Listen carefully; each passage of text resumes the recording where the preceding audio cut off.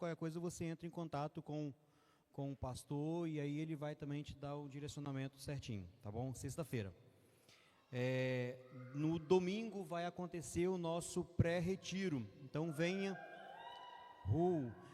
preparado para este momento de celebração, onde nós já vamos estar preparando em oração, em culto, já entregando ao Senhor tudo o que irá acontecer naqueles dias lá no nosso retiro, que vai acontecer nos dias 28, que já vai estar liberado para a gente, mas efetivamente no dia 1º, sábado, a partir das 15 horas, já vai estar assim, tudo por conta da organização do retiro.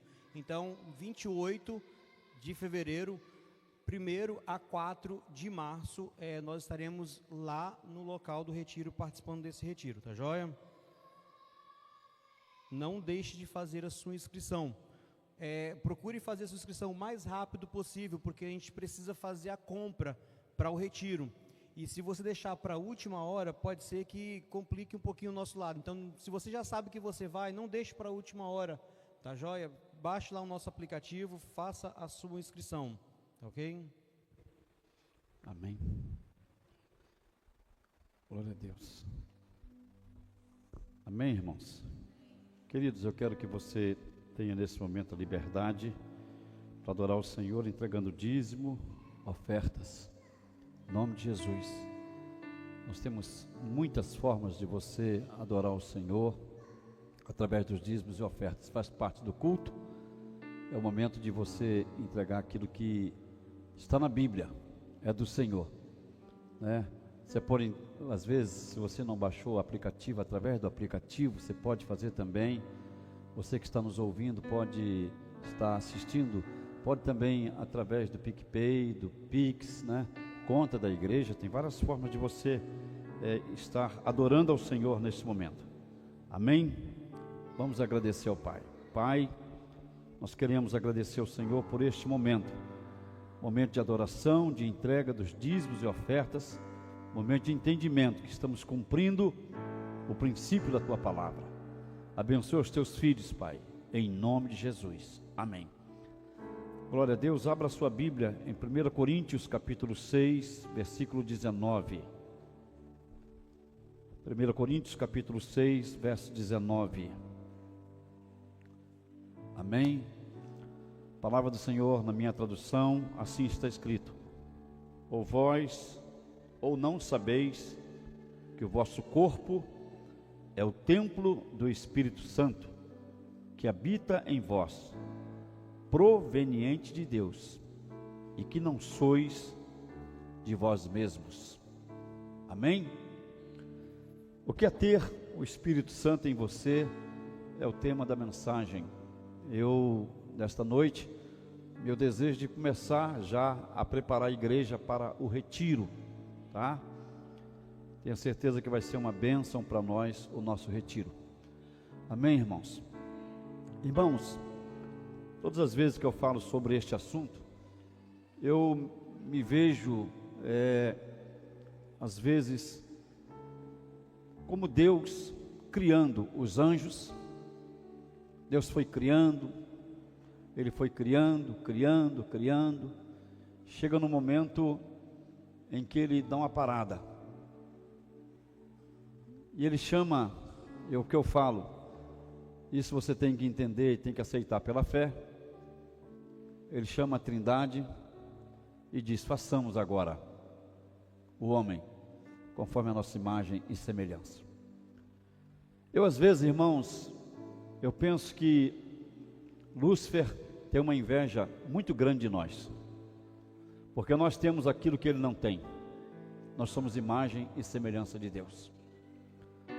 E eu acredito, irmãos, que nós estamos num ponto tão privilegiado, que nós podemos observar que na criação, Deus nos coloca no topo.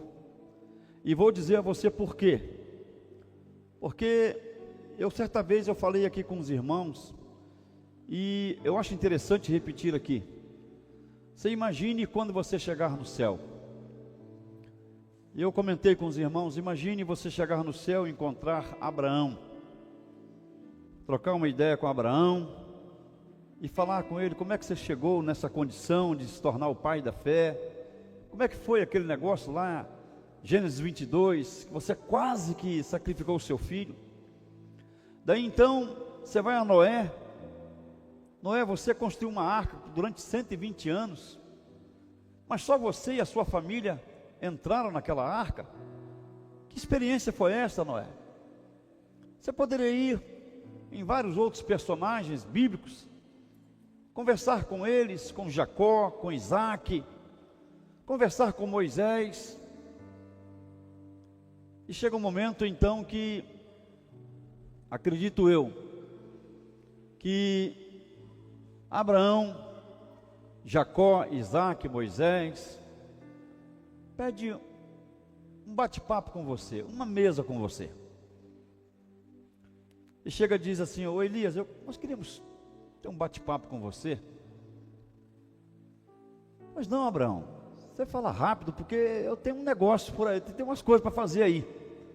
Tirando com Abraão, né? Pai da fé. É o seguinte, deixa eu perguntar para você, como é que é ter Deus morando em você? Porque nós não tivemos essa experiência. Nós não tivemos. Deus às vezes nos visitava, como Ele fez no Jardim do Éden. Ele visitava Adão, Eva. Deus de quando em quando aparecia para mim, me falava em sonhos, Jacó. Mas Ele nunca morou dentro de mim. Como é que é ter esta experiência? Irmãos, nós somos privilegiados. O que me mexe comigo é que, infelizmente, os filhos parece que não prestaram atenção, não perceberam isso, que nós somos morada de Deus, que Deus habita em nós. A Bíblia diz que o nosso corpo é templo do Espírito Santo. E é interessante que ele diz: e que não sois de vós mesmos. Porque no momento que Deus entrou na sua vida, você passa a pertencer a Ele. Eu leio a Bíblia, irmãos, e eu fico olhando os personagens, fico pensando, como seria Abraão vivendo desse tempo? Como seria Moisés vivendo desse tempo? Jacó, Isaac vivendo desse tempo?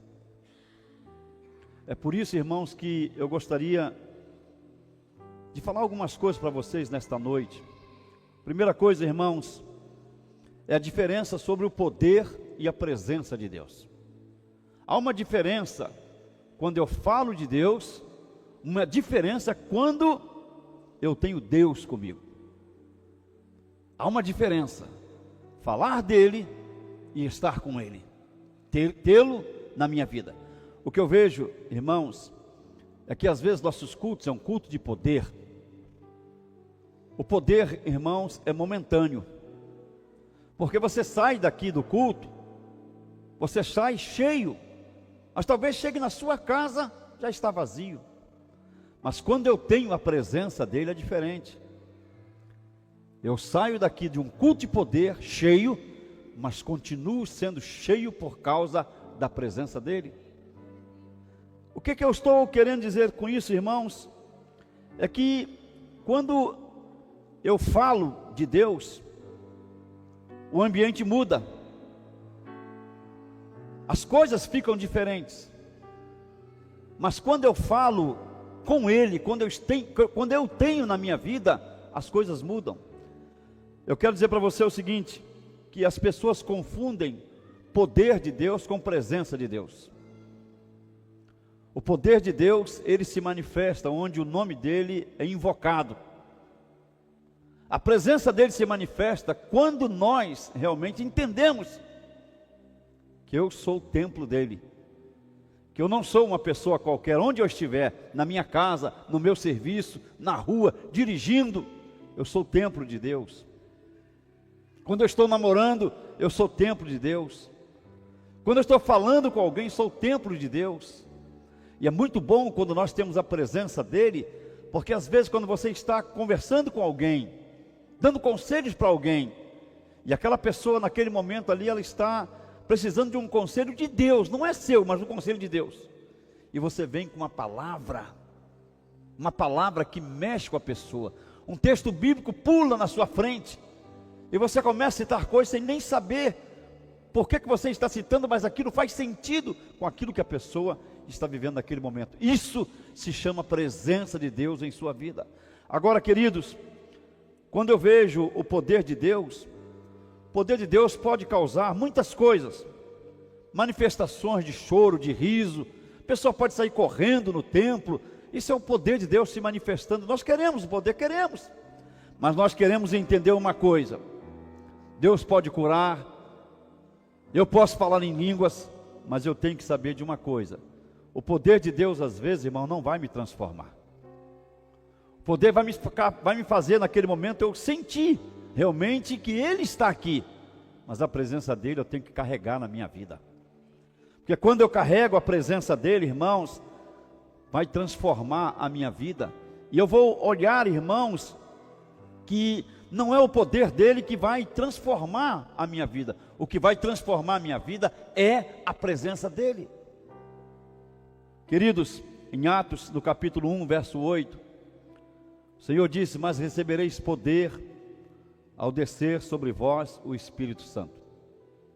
O poder de Deus veio em Atos capítulo 2, e o povo foi cheio do Espírito Santo dentro daquele cenáculo, daquele salão mobiliado. O povo foi para a rua, manifestou o poder de Deus. Mas o que nós observamos na vida dos apóstolos é que não foi somente o poder naquele momento, a presença de Deus foi com eles. A presença de Deus estava com eles a ponto de eles entenderem que naquele momento era mais importante, como disse João, era mais importante que ele crescesse e que eles diminuíssem. Eu vejo em João 14, 16 a 17, que a Bíblia diz que o Espírito da verdade, Ele habita convosco e estará em vós. A presença dEle, irmãos, vem para ficar. O poder pode ir embora. Você viu naquele culto? O aleijado andou. Amém, irmãos? Você viu naquele culto? O canceroso foi curado. O cego foi curado. Você viu naquele culto? O aleijado jogou as muletas fora. Poder. Isso chama-se poder. Isso pode acabar ali, da porta para fora. Você chega lá, vai lanchar lá fora, não quer comer o pão e vida aqui de graça, domingo, né, à noite, chega lá fora, talvez você tenha esquecido. Aí, você lembra daquele culto? De vez em quando a gente lembra, né? Lembra daquele culto? Cheio de poder. Mas a presença dele, irmãos, não está com a pessoa. Por quê? Porque há um perigo de eu apenas depender do poder. Você pode vir ao culto, sentir, irmãos, a presença, mas às vezes sai e volta do mesmo jeito. Em casa, murmurando, reclamando das coisas, lutando com coisas que você já deveria ter vencido. Por quê? Porque, irmãos, o problema é que nós aprendemos a lidar com o poder, mas quando o poder ele vem, ele é perceptível, ele não é invisível, você vê as coisas acontecendo. Mas a presença, irmãos, às vezes ela não é percebida. Às vezes você pode estar sentadinho no seu banco e estar cheio do Espírito Santo, e as pessoas não estão percebendo. Eu me lembro de um grande pastor aqui no Brasil, um culto de poder, o fogo estava caindo, e o pastor do púlpito, num grande lugar, apontou o dedo. Aquele homem estava de cabeça baixa, sentindo a presença de Deus, cheio naquele momento da presença de Deus. E Deus revelou para aquele pastor e apontou o dedo: você está cheio do Espírito Santo. E aquele pastor falou: é verdade, estou cheio da presença de Deus. Irmãos, quando o culto termina, o que é que fica em nossas vidas? Porque às vezes as pessoas vêm para o culto para ficar prestando atenção nas coisas. Na música que cantou. Quem é músico às vezes vem na igreja e fica percebendo, fulano errou. O guitarrista não foi bem, o contrabaixista não foi bem, o teclado vacilou lá. Você viu a roupa da menina que estava dançando na frente? Você viu a roupa do pastor? Aquele pastor prega sem terno, gravata.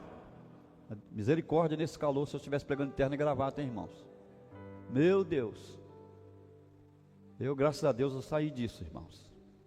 Porque, sinceramente, se eu estivesse pregando de terno e gravata, e eu fico pensando, irmãos, lá no Rio de Janeiro. Ontem eu liguei para minha mãe, de manhã cedo. Mãe, como é que está o calor aí? Meu filho, eu estou lavando louça e a roupa cola no meu corpo, na pia, de tanto calor que está. Vou tomar banho. Aí meu irmão, né, lá, foi o outro, né? Foi o outro. O Josias chegou e falou assim, mas a água da mamãe é direto da rua. Falou, meu filho, quando eu vou tomar banho, a água está quente. Falou, se jogar ovo para fritar no asfalto, ele frita na hora. Diz que estava 41 graus no dia de ontem. E diz que hoje ia esquentar um pouquinho mais. Irmãos, o que eu estou querendo falar para você? Eu estou querendo que você entenda uma coisa, irmãos. Que às vezes o poder vem e eu tenho que voltar. Eu tenho que voltar para o lugar de onde tem poder. Tem gente, irmãos, que só senta no mesmo lugar. Não estou reclamando de vocês, não. Teve um irmão que reclamou do irmão porque estava sentado na cadeira dele. Chegou para ele, sai daí que aí é meu lugar. É nesse lugar que eu sinto a presença de Deus. Irmãos, a presença de Deus não está na cadeira, não. A presença de Deus tem que estar na pessoa. É por causa disso, quando a pessoa ela vem na casa de Deus, se ela está cheia da presença, ela sente que Deus está naquele lugar. Mas quando ela vem sem a presença, ela vem e vai embora do mesmo jeito. Eu vejo, irmãos, do Antigo Testamento, há um texto muito interessante, que ele fala sobre João o Batista, que ele me mostra o seguinte, que João o Batista, irmãos, quando ele viu Jesus, ele teve uma revelação, e ele falou assim, em João 1,36, eis o Cordeiro de Deus que tira o pecado do mundo. Ele apontou o dedo, ele teve uma revelação, mas quando ele estava na prisão, lá em João 1,29, a gente observa, irmãos, que ele chega, Mateus 11, 4, 5, irmãos, ele chega na prisão, ele ouviu a respeito das coisas que Jesus estava fazendo, e ele mandou os discípulos dele perguntar a Jesus se era ele mesmo o Messias, ou se ele deveria esperar outro. E Jesus diz então para o seu discípulo, diga para João, os cegos veem, os aleijados andam, e ele falou, e o evangelho é pregado a toda criatura. Irmãos, Deus não chama a atenção de João, Jesus não chama a atenção de João. O que João teve foi uma revelação.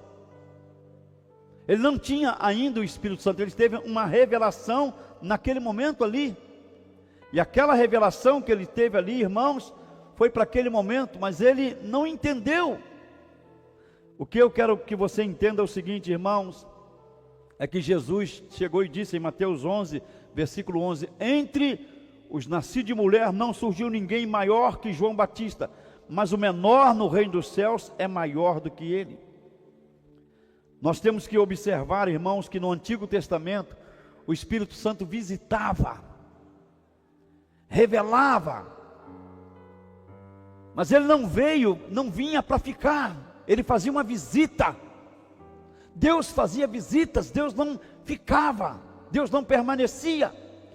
E o que eu quero que você compreenda, meu querido irmão, é que o apóstolo Paulo, também ele foi preso como João o Batista, mas o apóstolo Paulo tinha o Espírito Santo dentro dele. Nós observamos que os dois morreram decapitados, tanto Paulo como João.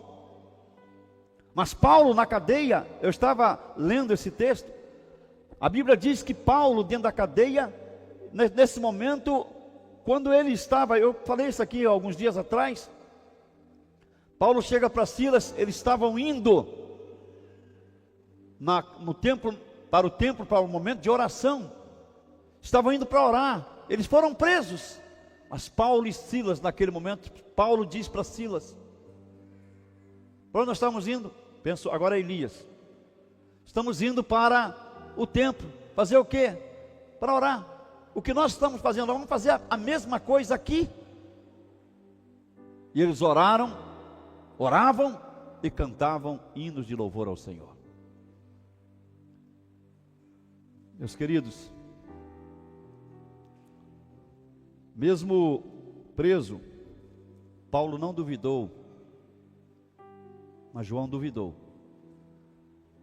Por quê? Porque Paulo tinha o Espírito Santo, João tinha apenas a revelação. A diferença, irmãos, entre Paulo e João é que o Espírito Santo habitava na vida de Paulo, dentro de Paulo. Quando nós, irmãos, passamos por dificuldades, nós temos a presença de Deus conosco, nós continuamos firmes na fé. As coisas não vão nos abalar. Nós podemos às vezes sentir naquele momento que as circunstâncias estão mexendo conosco, mas quando nós temos o Espírito Santo dentro de nós, nada vai mudar. Nada. Por quê, irmãos?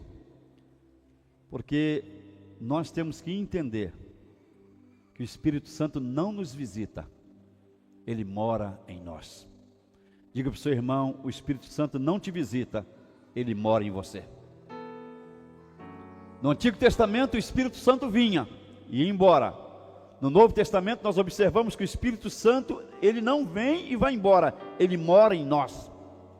O Espírito Santo, irmãos, ele não me visita, o Espírito Santo habita em mim, na minha vida.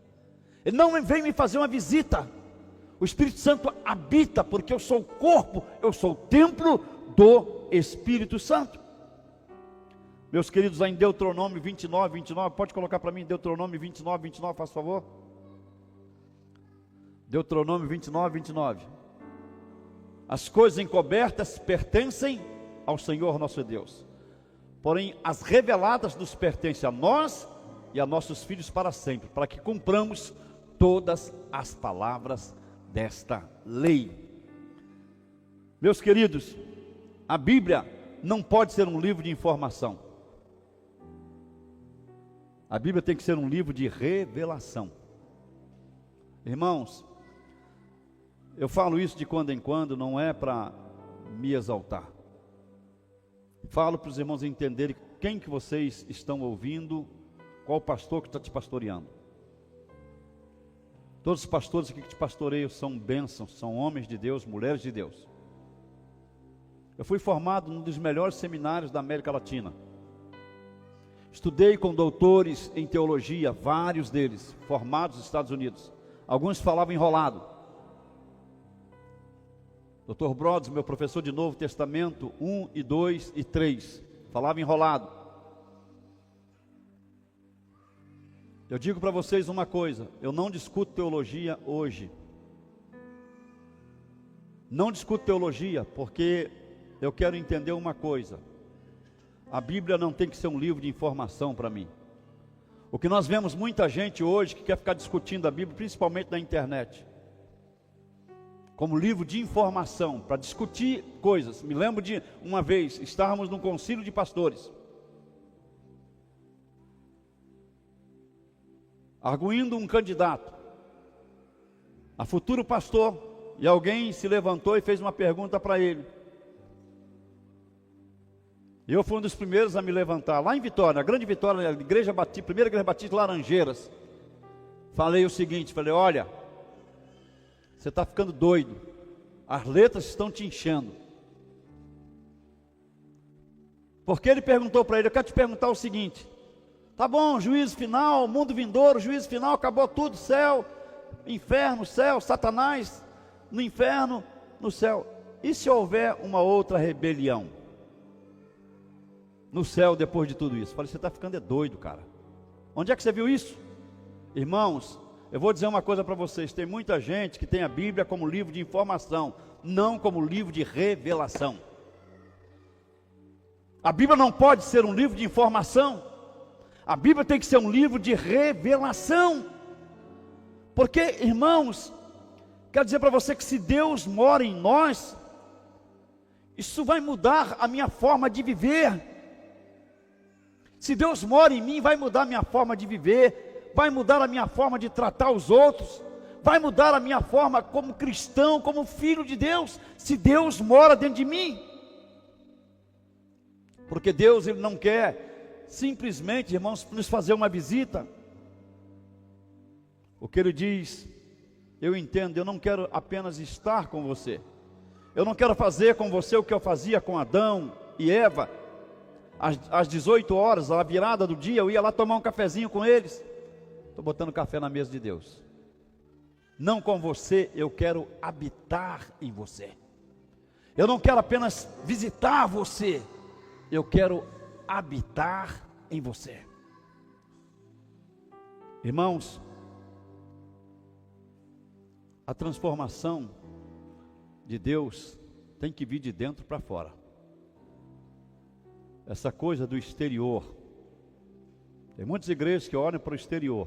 Não estou dizendo, irmãos, que nós devemos andar com roupa errada, mal vestido. Vai na praia, está pior do que os ímpios. Você tem que andar decente. Decente. É vestir uma roupa e perguntar a Deus, essa roupa está boa? Essa roupa está boa para eu ir na tua casa? Está boa para eu ir trabalhar? Está boa? Perguntar para Deus. Meu irmão, quando Deus mandou construir o tabernáculo, eu quero, não vou ler, mas Êxodo capítulo 25, a gente observa uma coisa, que Deus manda primeiro construir a arca. Deus não mandou primeiro construir o templo, Deus primeiro mandou construir a arca. A arca ficaria no santíssimo lugar, onde somente o sacerdote, o sumo sacerdote entraria ali uma vez por ano. O que é que eu estou querendo dizer para você? Que Deus primeiro, Ele manda construir a arca, porque Deus começa o trabalho primeiro dentro de nós. Antes de mudar o nosso exterior, antes de construir algo, Deus primeiro quer começar aqui dentro, para mudar por fora. As pessoas vão olhar para você e vão dizer, fulano está diferente, mas está vestindo a mesma roupa, cortou o cabelo, tirou aquela barba, né? Nada contra a barba, irmãos. Parece que ele está tomando banho agora, não vai estar de banho não, está tomando banho agora, né? Está vindo com perfume, né? Não é isso não, irmãos. É o seu jeito, suas palavras, sua forma de lidar com os outros, muda. Porque a sua verdadeira riqueza, irmãos, está dentro de você.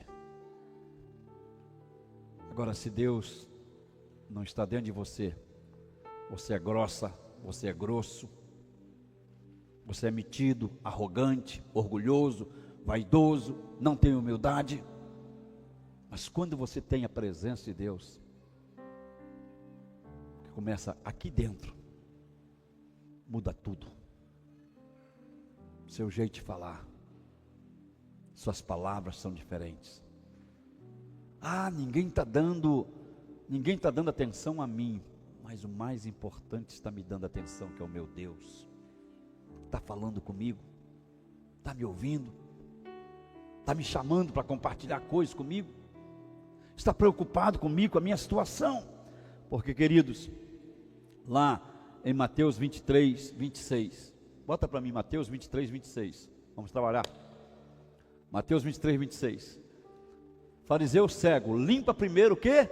O interior do copo e do prato, para que também o exterior fique limpo. O que Jesus está querendo dizer? Limpa primeiro o interior do copo. Limpa primeiro a sua vida por dentro. Depois limpa o exterior. Não sei como é que você faz. Quando eu vou lavar um copo, automaticamente eu enfio a bucha lá dentro e depois eu lavo por fora. Isso é automático.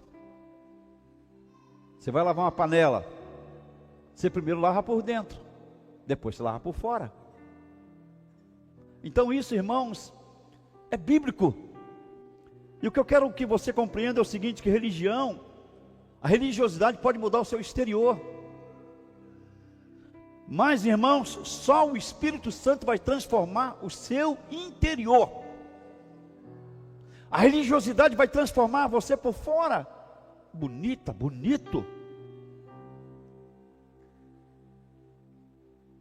Mas o Espírito Santo vai transformar aqui dentro. Muitos irmãos adotam a aparência de crente, mas sem transformação real. Mas a verdadeira santidade não é fruto de regras, mas da presença de Deus em nós. A pessoa se torna santa, não é porque ela é boazinha, é porque Deus está dentro dela. Aí ela muda. É o que diz a Bíblia, você se torna uma nova criatura. É uma nova pessoa, não é porque você mudou de roupa, não é porque o seu linguajar é outro, porque Deus entrou em você e mudou você. Adão, irmãos, se escondeu. Quando o Senhor estava passando, a Bíblia diz que: Adão, onde estás? Adão, onde estás? E Adão se escondeu. E o que me chama a atenção, irmãos, que naquele momento, quando Deus se encontra com Adão: Senhor, eu estava com vergonha, porque eu vi que eu estava nu. Quem te mostrou que você estava nu? O Senhor faz essa pergunta. Escuta, meu querido, Deus te conhece. Eu não te conheço, mas Deus te conhece. Deus conhece seus pecados. Deus conhece seu choro. Deus conhece, como você diz, sua estupidez. Deus conhece sua grosseria. Deus conhece a sua bondade, a sua humildade. Deus conhece tudo. Mas a pergunta que Deus talvez tivesse feito para Adão naquele momento é o seguinte, que ele falou: Adão, eu estou todos os dias com você. Todos os dias eu venho aqui. Quem é que te mostrou que estavas nu? O problema, irmãos, é a quem você está ouvindo. Quem te mostrou que estava nu? Deus está falando, quem é? A quem você está ouvindo? Quando você para de ouvir Deus, você começa, irmãos, a ficar se achando a pior pessoa do mundo. Você começa a ficar se achando que você não presta. Mas eu quero falar para você, por mais ruim que você seja, Deus tem um propósito na sua vida. Ele olha para você com amor, como olhou para Pedro, como olhou para Simão. Simão hoje seria alguém do Hamas, porque ele era terrorista. Como olhou para Mateus, cobrador de impostos, que não podia nem entrar numa sinagoga, porque ele era uma pessoa mal vista, não era bem-vindo em nenhuma sinagoga, porque segundo os judeus ele estava sendo traidor da pátria. Ninguém dava nada por aqueles homens. Mas Jesus olhou para eles e viu dentro deles algo que só Ele vê. na minha vida e na sua vida. Irmãos, nós não somos perfeitos. Nós não somos perfeitos.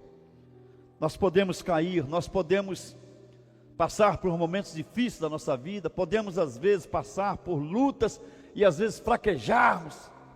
Você pode entrar numa depressão, uma ansiedade, você pode ficar com síndrome de pânico, não deveria, mas fica. Você pode precisar de um psiquiatra, um psicólogo, pode precisar de procurar alguém para lhe ajudar, um psicanalista.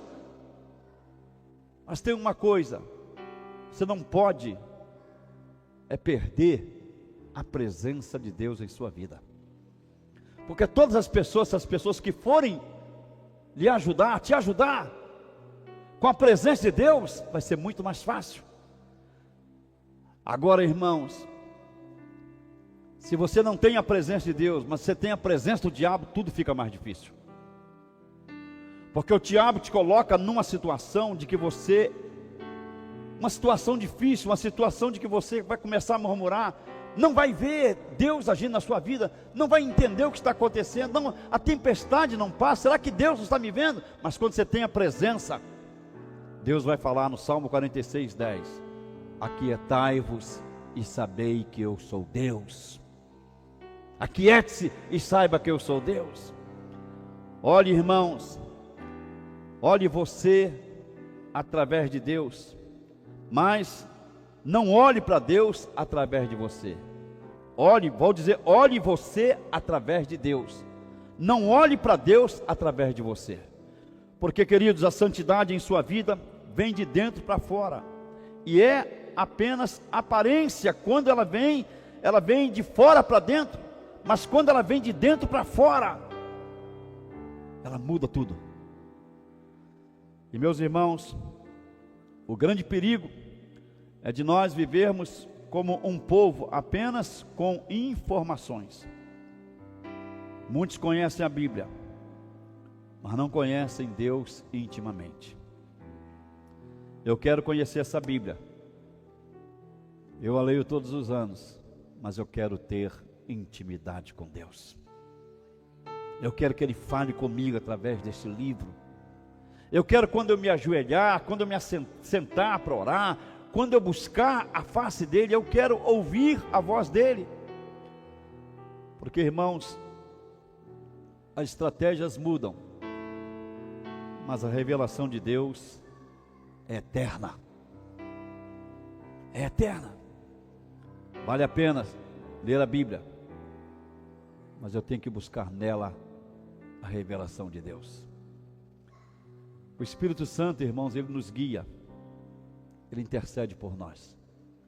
A Bíblia diz que Ele tem ciúme de você. Diga para o seu irmão, o Espírito Santo tem ciúme de você. Quando é que eu provoco ciúme no Espírito Santo? Você provoca ciúme no Espírito Santo quando você dá lugar à carne. Efésios 4, 27 diz, não deis lugar ao diabo, porque você dá lugar ao diabo na sua vida. Você está ouvindo o diabo, não está ouvindo Deus. Mas o Espírito Santo, irmãos, quando nós não sabemos orar, eu não vou falar muito sobre isso, porque eu vou falar no retiro. Romanos 8, 26 diz, não sabemos orar como convém, mas o Espírito Santo intercede por nós com gemidos inexprimíveis. Pergunte para o seu irmão, você tem dado espaço para o Espírito Santo te guiar em oração? Você tem dado espaço ao Espírito Santo para te guiar em oração? E eu quero encerrar a minha palavra dizendo para você, eu vejo algo importante na Bíblia, quando eu olho para Joquebede, a mãe de Moisés, quando ela tentou esconder Moisés por 3 meses, mas ele teve que soltá-lo, ela teve que soltá-lo. Eu fico pensando, 3 meses, uma criança 3 meses, quantos meses tem o Gabriel? 3 meses, já chora? Você imagina o guarda, o policial está passando, ali no Marcelinho enfiando pano na boca do Gabriel, por quê? Porque se pegar a criança, era para matar. Ela libera. Irmãos, quando eu entrego algo para Deus, ele me devolve com um propósito maior. O diabo mandou matar todas as crianças, todos os meninos. Diga assim para o seu irmão, fala para o seu irmão, sabe por quê? Diga para ele, porque o diabo não tinha revelação. Porque se ele soubesse quem era a criança, ele mandaria matar aquela criança. Da mesma forma com Jesus. Se ele soubesse quem era a criança, mas o diabo não tem revelação. Mas diga assim, mas você tem revelação. Amém, irmãos? Eu quero dizer que o seguinte, meus irmãos, o seu chamado é maior do que você imagina. O que nasceu na sua casa não é só para você. Talvez seja para impactar a nação. Amém? Estou profetizando sobre as crianças que nasceram no ano passado. Que você tem na sua casa, talvez não seja para você. Deus escolheu estas crianças para impactar as nações. Não tenha medo de soltar aquilo que Deus lhe deu, para que ele cumpra o propósito de Deus. Não tenha medo de liberar o seu filho, a sua filha, para cumprir o propósito de Deus. E eu quero dizer para você, que você precisa liberar nas mãos de Deus. Quero fazer uma pergunta: o que você precisa liberar? Talvez não seja um filho. O que é que você tem que liberar para Deus cumprir o plano na sua vida? E eu quero, irmãos, dizer o seguinte, quero fazer perguntas para você. Você está vivendo no poder ou na presença de Deus? Eu quero o poder. Eu quero a presença dele. O poder pode vir, mas se o poder não vier, eu quero a presença dele, porque eu sei que onde ele estiver, o poder virá. O poder pode, irmãos, está aqui, pode, mas eu quero a presença dele, porque o Espírito Santo, irmãos, ele não vem apenas, irmãos, para me visitar, ele veio para habitar em mim. Agora, irmãos, a sua fé, ela tem mudado quando as circunstâncias estão difíceis na sua vida? Eu quero encerrar minha palavra dizendo para você: a maior e melhor coisa que você pode ter é a presença de Deus. A tempestade virá. Você pode até ser decapitado como João e como Paulo, mas eu quero falar como Paulo que disse, 2 Timóteo 4,7: combati o bom combate, acabei a carreira, mas guardei a fé. A presença de Deus consola, conforta, vai te dar direção nesse problema que você está enfrentando. A presença de Deus te levanta aquele que está abatido. A presença de Deus transforma o ambiente onde você está. Deus habita em você. Deus habita em mim. Ele não vem apenas me visitar. Ele disse: vós sois templo do Espírito Santo de Deus que habita em vós. Amém? Que Deus te abençoe. Fique em pé em nome de Jesus.